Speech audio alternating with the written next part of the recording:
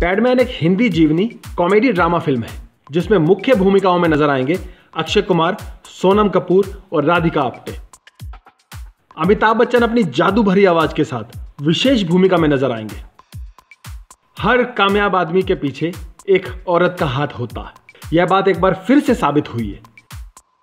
यहां पर भी अरुणाचलम मुरुगनाथम अपनी पत्नी शांति की वजह से पैडमैन बने और पूरे विश्व में हिंदुस्तान का नाम रोशन किया। सारांश में आप सभी का हार्दिक स्वागत है। आइए जानते हैं पैडमैन के रियल हीरो और रील हीरो के बारे में 30 ऐसे फैक्ट्स जिसे जानकर आपको मजा आएगा, आपको अच्छा लगेगा। यह फिल्म अरुणाचलम मुरुगनाथम की वास्तविक जीवन कहानी से प्रेरित है, जिन्होंने कम लागत वाले सैनिटरी पैड बनाने की मशीन का आविष्कार किया था। मुरुगनाथम ने एक ऐसी मशीन का निर्माण किया था जो सैनिटरी नैपकिन्स सस्ते दाम में उत्पादित करती है और उनको इस आविष्कार के लिए पद्मश्री से भी नवाजा गया है। ट्विंकल खन्ना भी इस फिल्म को प्रोड्यूस और निर्देशित कर रही हैं। ट्विंकल खन्ना की दूसरी किताब द लेजेंड ऑफ लक्ष्मी प्रसाद का आखिरी अध्याय इसी फिल्म से जुड़ा हुआ है। दरअसल मुरुगनाथन के जीवन पर एक फिल्म बनाने का उनका ही विचार था। उनका मानना था कि लोग पढ़ने से ज्यादा देखना पसंद करेंगे। पैडमैन बॉलीवुड की दूसरी ऐसी फिल्म है जिसे संयुक्त राष्ट्र के मुख्यालय न्यूयॉर्क में शूट करने की अनुमति दी गई है। इससे पहले हाफ गर्लफ्रेंड की शूटिंग इसी मुख्यालय में हुई थी। पैडमैन पहले रिलीज होनी थी 13 अप्रैल 2018 को, लेकिन किन्हीं कारणों की वजह से इसकी रिलीज बाद में 26 जनवरी को स्थानांतरित कर दी गई। और अब संजय लीला भंसाली की पद्मावत के साथ क्लैश से बचने के लिए फिल्म को 9 फरवरी 2018 को रिलीज किया जा रहा है। अरुणाचलम मुरुगनाथम ये नाम आज बहुत बड़ा हो गया है, लेकिन अरुणाचलम मुरुगनाथम बीपीएल फैमिली से बिलोंग करते हैं। 9वीं पास मुरुगनाथम के पिता जुलाहा हैं और मां खेतीबाड़ी का काम करती है। मुरुगनाथन का जन्म एस अरुणाचलम और ए विनीता के घर पर सन 1962 में हुआ था। एक सड़क दुर्घटना में मुरुगनाथम के पिता की मृत्यु के बाद उनका लालन पालन बड़ी गरीबी में हुआ।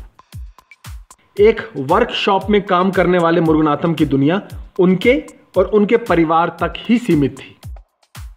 एक दिन मुरुगनाथम अपने घर पर ही थे तो उन्होंने देखा कि उनकी पत्नी उनके पीछे कुछ छुपा रही है।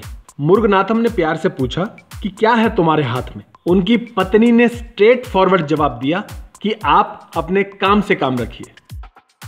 मुरुगनाथम ने पता किया और देखा कि उनके हाथ में एक गंदा कपड़ा है जिसे वह अपने पीरियड के दिनों में इस्तेमाल करने वाली थी।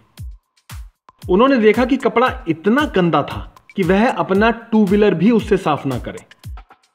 उन्होंने अपनी पत्नी को सैनिटरी नैपकिन इस्तेमाल करने को कहा तो उनकी पत्नी का जवाब था कि अगर मैं सैनिटरी नैपकिन का इस्तेमाल करूंगी तो मुझे अपने घर के बजट में कटौती करनी पड़ेगी। मसलन वह इतने महंगे हैं कि मैं उन्हें आसानी से अफोर्ड नहीं कर सकती। मुरुगनाथम ने थोड़ा रिसर्च किया और पता लगा कि हिंदुस्तान की 82% महिलाएं सैनिटरी नैपकिन का इस्तेमाल नहीं करती। वजह कुछ भी हो सकती है, या ये महंगे हैं या इसके बारे में पता नहीं है। मुरुगनाथम सैनिटरी नैपकिन खरीदने बाजार गए। एक शॉपकीपर से सैनिटरी नैपकिन मांगा।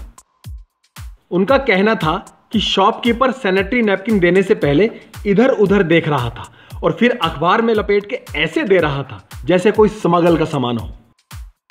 मुरुगनाथन ने सैनिटरी नैपकिन खरीदकर अपनी पत्नी को दिया और एक पैड अपने पास रखा, यह देखने के लिए कि यह इतना महंगा क्यों है। उन्होंने उसे काट कर देखा और हिसाब लगाया कि कॉटन का यह पैड 10 पैसे से ज्यादा का नहीं है और इतना महंगा बिक रहा है। अब मुरुगनाथम अपनी पत्नी के लिए एक स्वच्छ और कम लागत वाले सैनिटरी पैड बनाना चाहते थे। यह पता चलने के बाद कि वह गंदा और अस्वच्छतापूर्ण कपड़ा इस्तेमाल करती है। मुरुगनाथम ने पैड बनाया और अपनी पत्नी को दिया और कहा कि इस्तेमाल करके मुझे फीडबैक दो। उनकी पत्नी ने कहा कि आपको इंतजार करना पड़ेगा। 1 महीने के बाद उनकी पत्नी ने उनसे कहा कि यह कैसा पैड बनाया है, इससे अच्छा तो मेरा कपड़ा ही है। अब मुरुगनाथन के सामने एक बहुत बड़ी परेशानी थी। वह अपने पैड को इंप्रूव करके 1 महीने का इंतजार नहीं कर सकते थे। उन्हें तुरंत फीडबैक चाहिए था। इसके बाद मुरुगनाथम ने अपनी सिस्टर से बात की, क्योंकि इस सब्जेक्ट पर बात करना महिलाओं के लिए इतना आसान नहीं था। उनकी सिस्टर ने तो मुरुगनाथम की पत्नी को फोन कर यानी अपनी भाभी को फोन कर मना कर दिया, अन्ना से कहें कि आज के बाद वो मेरे घर पे ना आए। इसके बाद मुरुगनाथम गर्ल्स मेडिकल कॉलेज गए, लेकिन वहां पर भी बात नहीं बनी। अब उन्होंने नैपकिन अपने ऊपर ट्राई करने के बारे में सोचा। दुनिया के पहले ऐसे आदमी बने जिन्होंने सैनिटरी नैपकिन पहना। फुटबॉल ब्लैडर में एनिमल का ब्लड लिया और एक पाइप के जरिए थोड़ी थोड़ी देर में नैपकिन पर गिराया, लेकिन उन्हें कामयाबी नहीं मिली।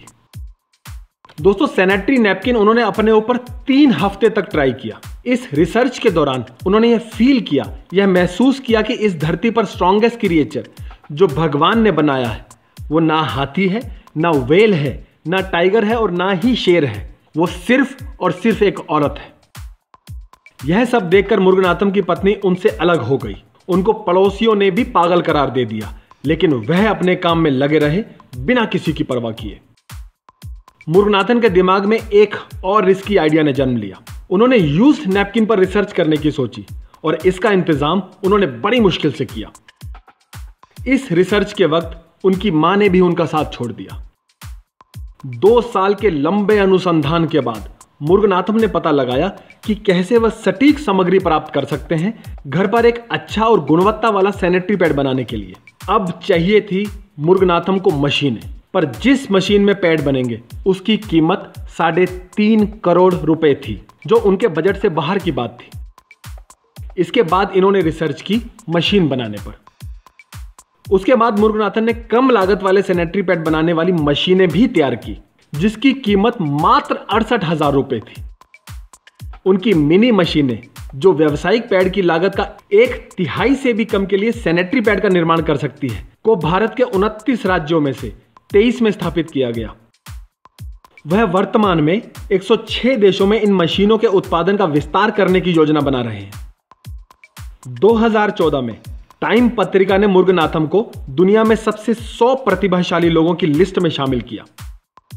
एक छोटी सी वर्कशॉप में काम करने वाले मुरुगनाथम को 2016 में भारत सरकार द्वारा पद्मश्री से भी सम्मानित किया गया। अमित वर्मानी ने मुरुगनाथम की जिंदगी पर आधारित एक पुस्तक लिखी थी, जिसका टाइटल था मेंस्ट्रुअल मैन, और उसके बाद से मुरुगनाथम को इंडियाज मेंस्ट्रुअल मैन के नाम से भी जाना जाता है। मुरुगनाथम ने IIT Bombay, IIM Ahmedabad, IIM Bengaluru और हार्वर्ड सहित कई संस्थानों में व्याख्यान दिए हैं। उन्हें एक टेड टॉक भी दिया गया है। धरती से जुड़े मुरुगनाथम एक सादा जीवन जीने की सलाह देते हैं। उनका मानना है कि अपनों के लिए कुछ करो, देश के लिए कुछ करो। गोल्ड प्लेटेड हैंडल के साथ उसके ऊपर डायमंड लगाकर हम लोग ब्रश नहीं कर सकते। ब्रश करने के लिए हमें एक सिंपल नायलॉन का ब्रश ही चाहिए।